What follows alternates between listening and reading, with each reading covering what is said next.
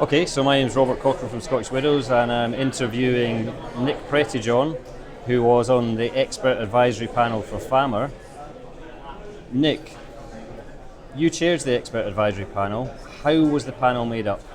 The panel was made up of people from consumer groups, so for instance from Which and Age UK and Citizens Advice, and also from across the whole of the financial services industry. So we had people with experience of the advisory community, people from asset managers, banks and insurance companies. Okay, and what do you think was achieved by FAMR? I think FAMR will be a significant move in making the boundaries between guidance and advice much simpler and clearer, both for consumers and for providers of advice and guidance to understand. I think also FAMR recognises that, particularly with the advent of auto enrolment, there's a real opportunity to encourage people and nudge people towards taking more guidance and advice about their financial affairs.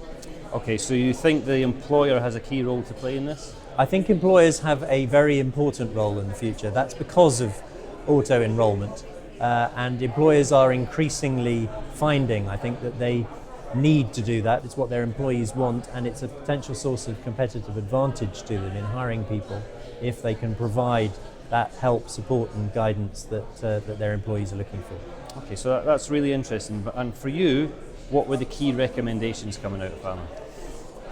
There were a number of important recommendations. I think the first is to clarify the boundary between advice and guidance, with the idea that it will be based in future around whether or not there is a personal recommendation, and a recognition that we need to clear away some of the rather more complicated guidance from the FCA about how those distinctions are drawn. A recognition from FAMR that there needs to be a lot of work in finding ways in which consumers can be helped and nudged towards seeking greater guidance, and a recognition that we need to do something to reduce the cost and improve the complexity that faces people who provide advice.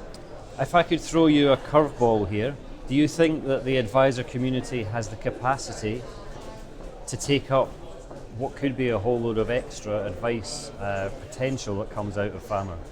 I think the advisor community will be well placed as a result of some of the initiatives from FAMR to take up some of the demand. So I think advisors should see an increase in the demand for their services, but I don't think the solution for mass market advice, which is what FAMR was really all about, can possibly be satisfied entirely by the advisor community. I think employers, providers, providers of retail financial services, the banks, need to play a part. They have done in the past for all sorts of very well understood reasons. That isn't happening at the moment, but it needs to happen in future. And technology can also play a part in helping in that. Okay, so that takes me to our last point. If we fast forward 3 years, how do you think the mass market will be served? I think the mass market will continue to be served by a number of different sources of advice and guidance. I think technology will be an important part in it. So-called robo-advice, which is not a label I particularly like, but is about people using technology just as they do in other aspects of their lives, to work their way through understanding their own circumstances and what they might be able to do about it.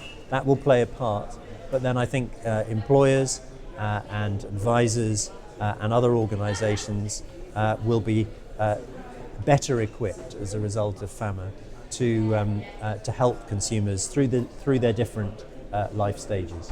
Okay, Nick, thanks very much.